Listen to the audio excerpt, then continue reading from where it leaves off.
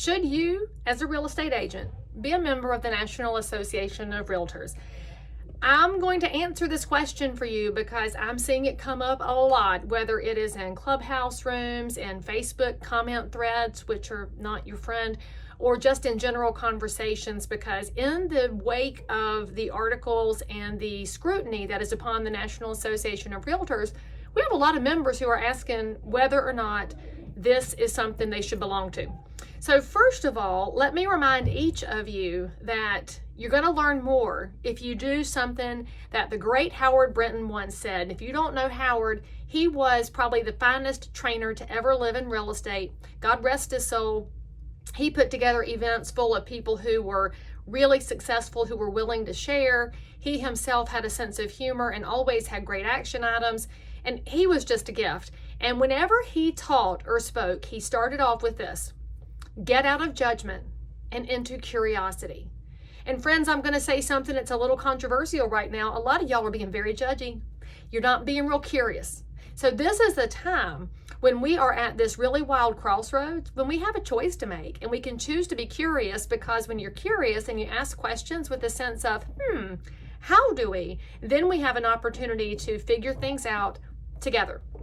When you go into things judgy with, I'm right and you're wrong, you don't always win people to your side. So if you've wondered why I haven't had a lot to say here recently, I'm listening, I'm watching, and I'm making sure that I'm not jumping into things without really good thoughtfulness. Now, that being said, if you are a realtor and you wear the R, you belong to 3 associations. The National Association of Realtors, which is in the spotlight right now. You belong to your state association. I belong to the North Carolina Realtors. Frankly, I think we're the gold standard. And my local association is the Central Carolina Realtors. And I'm also a secondary member of the Canopy Realtors, the Gaston Realtors, and the Salisbury-Rowan Realtors. Now, why do I belong to multiple locals? Because I am a broker, and that's where my agents operate. And I feel that it's important to be dialed in where my agents are operating. So why is this, and why do these associations matter? Well, that question number 1 is, how did you land in the association? I'm going to be mama hen here for some of y'all, and you're going to get mad at me. So just prepare yourself to jump in the comments and at me and be all aggravated.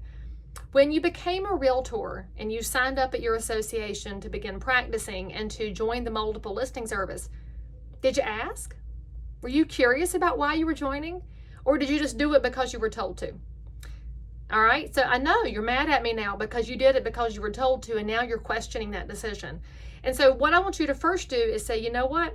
Me personally, gonna own this, could have asked questions at the beginning.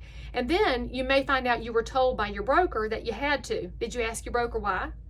Probably not, because you wanted to get started in real estate. So we're gonna start with a position of, okay, if that's where I started, where do I go from there? Now I can ask questions. All right, so if that's where you're gonna start, you didn't ask at the beginning and you're asking now, which that means you probably aren't really dialed in to what your associations are doing.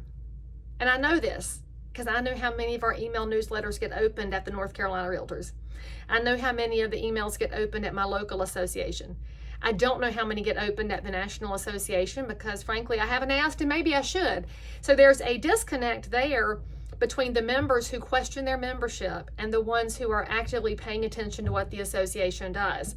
Now, I'm going to guess if you're watching this, you're either completely dialed in or you're completely not dialed in. So how about we start figuring out where to bridge that gap? And we're going to start on this video today with, maybe it's time for me as a member to start paying attention. And what that means is ownership of the association. So you are now no longer allowed to say they when you talk about the association. You can say we, because you're a member. You can not say they about your state association. You can say we because you're a member. And with your locals, say it with me. You can't say they, you can only say we. Now, as a member, when you pay your dues, you now have rights and obligations to pay attention, to raise your hand, ask questions, and to be involved, to be in that curious state all the time. That's what I'm going to ask y'all to do. And so let me give you the top reasons that you want to be affiliated with the Trade Association of Realtors, because I believe that we are, on the balance, way better than we are bad. Now, we're not perfect. Nobody's perfect. one perfect man lived in the history of humanity. His name was Jesus. He wasn't a realtor. He was doing a lot of different things in the world. So knowing that nobody's been perfect except Jesus should give you a little bit of relief and say, whew, I don't have to be perfect, and neither does my association. Should we strive to do better? Oh, 1,000%. As a human, I've got to strive to do better. Lord knows I've made my mistakes, and I'm going to keep trying to get better. And I believe our association is focused on that right now as well. Should we have been focused on it previously? Yes. Have there been some missteps made? Yes. Have there been people who kept their mouth shut when they should have opened it? Yes. Now we can acknowledge all of that. That's fine. Now let's move forward. Okay, so here's why you want to be a member of a trade association. First of all, let's look at the National Association of Realtors. Many of you, I'm reading these comments. You know what you're saying? Well, what has ever been done for me? And you say it kind of in that grumpy tone of voice, and maybe you didn't mean it, but when I'm reading the comments, I don't get to hear your tone. So it's just going to be where I was when I read it, because I read this article that had a whole pile of very grumpy comments, and I didn't really spot a whole lot of balance in there. And I get it. When we're mad, we don't always see balance. So maybe just take 2 steps back and don't be mad first. You can be aggravated and irritated. I'm very aggravated myself about a lot of things, but that's why I'm choosing to hold back until I have evaluated and actually gotten myself into a place where I can be thoughtful, because that's where the solutions come from, is from thoughtfulness and creativity, not from wild emotion. And I think y'all know that, right? In fact, it's one of the reasons, as a practicing realtor, if somebody's in the heat of something emotionally, part of our job is to say, you might want to just be cool for a minute. Here's all the pros and cons, and we'll revisit this in a minute, because you want people to make good decisions when they're in the best frame of mind and the best frame of brains to make that decision. So let's look at the National Association of Realtors. It's been around for over 100 years. And what's it done in that time? Oh my gracious. I mean, look what it's done. The National Association of Realtors is so unique because it's made up of, yes, 1.5 million members. Not all of them sell every day, because not all of them intend to. We have paralegals, we have new home agents, we have people that got their license and they're investors on their own. We have people that are doing all kinds of things in and around real estate. But what we have in common is a focus on real estate as an investment and a housing tool for people. We talk about investment, that might hit the commercial side of real estate, where a company wants to own its own building and stop paying rent. On the housing side, we have people who want to own their own house and stop paying rent. And then we have the investors who own the residential and the commercial because they would like to receive your rent. We have land people involved.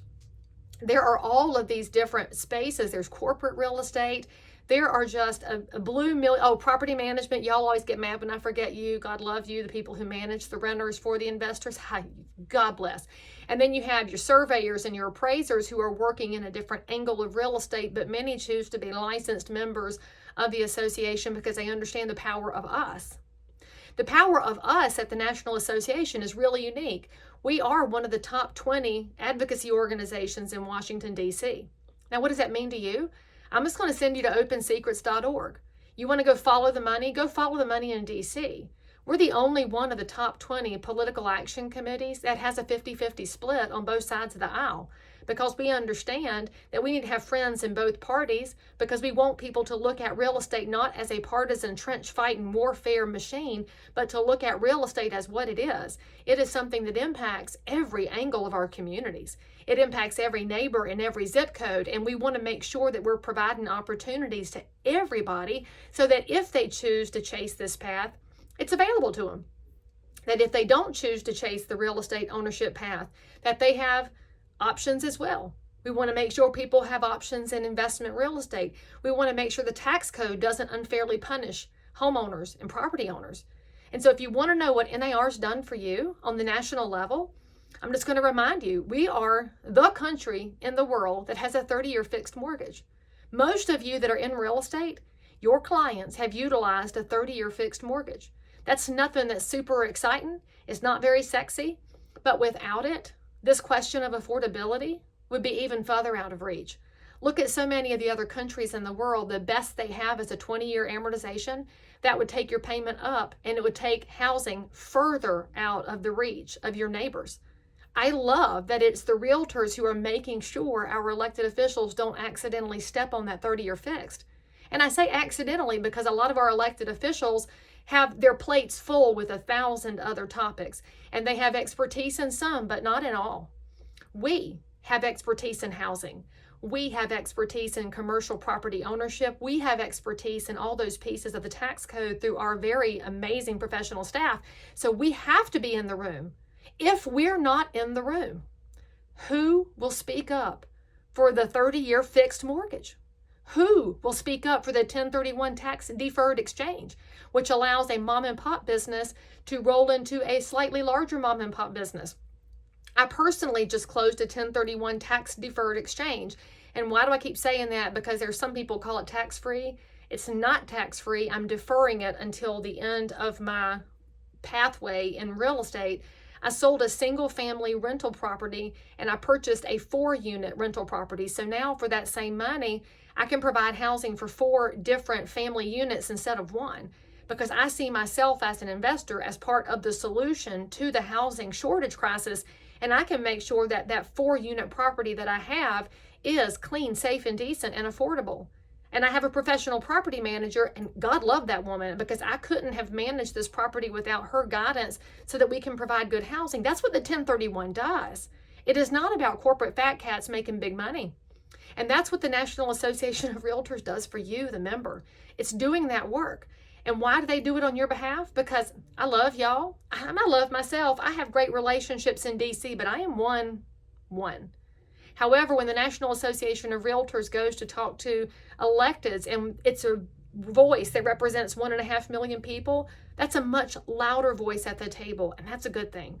Because the last time I checked, none of our advocacy is in really wild, volatile spaces, or else you'd see us in the mainstream media, and you don't. The reason you don't see real estate in the mainstream media, well, that's because it's just not very exciting or sexy, but the work is wildly important. In fact, one of the other things that's wildly important is flood insurance.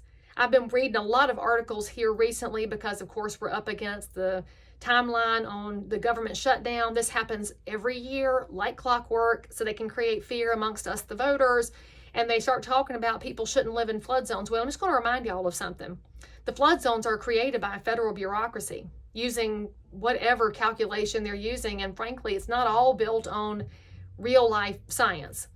And so if you start telling people they have to move, where are they going to go? What if they're in a generational home that they inherited from Memo and it doesn't have a mortgage on it, and that's where their community is? And what if that house has never flooded? It's just now in a floodplain.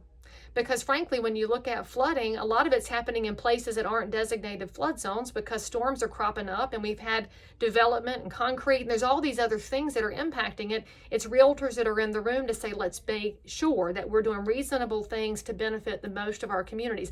That's what NAR does. Of course, NAR also does things along the lines of providing benefits and education, and I'm not belittling those pieces because I find it to be an important part of professional development that you keep educating yourself. But when I look at the big picture of what we've done as a trade association, it is our conversations that are reasonable and thoughtful in Washington, D.C. that have had the most impact on us. I want you to remember that, because the dues dollars you're paying are far less than you would be paying in taxes if a lot of these proposals had gone through. It's less than you'd be paying if you were trying to get politicians to listen to you too, because you'd have to write bigger checks. You would also find that you might have to be a professional lobbyist, and you don't have the time to do that in addition to selling houses and taking care of your community through real estate. So that's just one thing, and it's a big thing. Now, could we do it better? Of course. Do I have ideas that I wish everybody would listen to? Of course I do. I'm very concerned about the GSEs right now. Many of y'all that are worried about your membership in NAR, you're thinking, well, crap, what's GSE? Don't go to Urban Dictionary because I don't know what they have for it. It's probably something gross. GSE is a government-sponsored entity. That's Fannie Mae, Freddie Mac. That's also going to be Sallie Mae. And there's all these different agencies in there. That's what backstops our mortgages. Now, I find this to be very important because that's where some of the rules come in around compensation. So if a buyer wants to compensate me and put it in their mortgage, it depends on who's backing the mortgage. Is it an independent bank or is it backed by Fannie and Freddie? For those of y'all who just glazed over and heard me go wah, wah, wah, wah, like I'm Charlie Brown's teacher, that's what the National Association of Realtors does for you. Instead of you having to dig in and be a super nerd like me, I'm a nerd, I get it. I'm always out there reading white papers and learning. Maybe you're thinking, no, don't make me do it. You don't have to, because it's being done on your behalf in a thoughtful way with staff like Evan Lydiard, who is more intelligent than anybody I may have ever met and knows more than the entire Encyclopedia Britannica. And he chooses to work for the National Association of Realtors because he knows this stuff, and he knows that you don't have time to learn it. And in the time that it would take you to focus in and learn it, you'd lose 4 sales, and you got to feed your family. That's what the National Association of Realtors does. Now, push back, ask questions, type it in the chat, go for it. On the state level and the local level, I can go into the same kind of levels of what we are doing. And all I can tell you is that in North Carolina, we are continually not just supporting legislative activity, but we actually sponsor it and write it sometimes. In fact, we just passed House Bill 422 to prohibit these 40-year liens on consumers that were coming from a company in Florida. And it was legal, but gross. And we found that homeowners were getting tricked into signing a 40-year lien listing agreement for a small amount of money. And as an association of realtors, we worked with our legislatures and with the Real Estate Commission to make sure this practice stopped. Now, why do we do that? We do that because it protects the consumer. And that's one of the most important things we do as members of this trade association. And it's not that you can't do it on your own. Many of you, I'm sure, have relationships in your state capital. If you heard about something happening, you could take it to your favorite and see if they'd run with it. But you're also selling real estate. You don't have time to be a lobbyist too. You don't have time to write legislation too. And so our state realtors, and we are the largest trade association in North Carolina, we saw an issue and we ran with it, and now they're banned in the state. And I'm so proud of that consumer protection work that we've done, because that means that in the future, when that senior citizen wants to sell their house, they're not going to find themselves subject to a double commission because they did not understand something. That's how important the state association is. And I'm just going to go ahead and mention the forms, because my residential brothers and sisters, y'all might not know this, but on the commercial side, there's typically a lawyer writing up every contract and doing all the back and forth. That's a lot of additional cost to the consumer. On the residential side, if you're a member of the State Realtor Association, we provide those forms, and that is a benefit to you, the members, so that we can benefit the public and not have additional costs where we don't need additional cost. I'm so proud of us for that, because it helps our members, which in turn helps the public. And think about the COVID era, y'all, 3 years worth of writing 10, 12, 15 offers for a buyer. If you'd had to pay a lawyer every time your people wrote an offer, first of all, if you ate it, you'd be out of work because you'd be broke. And if they tried to pay it, think about your first timers. Their down payment would have been sucked up in lawyer fees, and we don't want to see that, because as realtors, we do work for every price point, and we're always thoughtful about what people do have available in the way of liquid funds and don't want to spoil that. Now let's talk about the local association very briefly. You're thinking, why do I belong to my local association? I'm going to go to advocacy again. Think about what happens in our counties and cities if reasonable people aren't in the room. I have an example right here. I'm in Cabarrus County. Our next door county is Stanley County. There has been a push to go for a minimum 5 acres per home site if you want to build a house. And get your mind around that. 1 house per 5 acres. What does that do to the cost of infrastructure? Well, it means everybody's either on well or septic, or you're spending a heck ton of money running county water and sewer, and 5 acres between properties. I mean, that's crazy. Let's also think about consumer choice. What if your mama wants to buy a house? She might not want to keep up with 5 acres. She might prefer to have some little pocket handkerchief yard where she can take care of it herself, or have her grandson come help. There's all these different reasons that we want to have choices in the market. Well, the local Association of Realtors learned about this and went to the conversations and talked to each of the county commissioners and said, there are issues with this. We have concerns. There's unintended consequences. And we don't try to tell them how to do their jobs. We want to make sure they're fully informed on all sides of the situation. And instead of 5 acres, it got moved to 3. Still not what personally I would want, but better than where we started. And so you got to take some of your wins.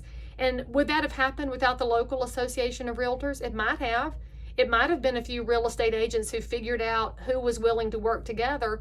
But what happens is when you have a community that's communicating, then you have an opportunity to affect change on behalf of your community, not just for what it looks like today, but for the 10-year and 20-year consequences. And y'all, I could talk about this all day long. And I'm not the person who's drinking the Kool-Aid. And so if you're thinking, Leigh Brown's just talking the talk, I want you to understand the bigger picture here. I do have frustrations. I do think there are changes needed, and I do think things maybe have not been handled correctly, and there are things that need to be done. I totally agree with you on that. However, burning our associations to the ground is not the answer. Because I'm just going to remind you of this as you wrap up watching this really long video, and high five if you made it all the way through. In the words of my friend Kimberly Allard from Massachusetts, there is no National Association of Homeowners. There's just us. So if we're not in the game, in the fight, working on behalf of the communities we serve, who is? I know who my clients are. They're too busy to fool with any of this. They don't have the expertise, or frankly, they don't care enough because they do real estate so infrequently in their lives. Most people do real estate 3, 4, 5 times in their life. You and I do it 3 or 4 or 5 times a week. So we have an obligation to work together, to get better, to fix things that are broken. And that doesn't happen when you're not in the room. So if you're throwing in the towel because you're aggravated, I understand that emotion, but I'm going to ask you to fight that emotion. Instead of getting out of the room, get further into it. Raise your hand and volunteer. Make sure your voice is heard. If you don't like how things are being spent, raise your hand and get on the finance committee and start pushing for change, because change can happen. And when the right voices are in the room, we can do really big things, and we can always find a better way to do them. Thank you for listening. Drop me some comments, share this with a friend, and as always, you know where to find me.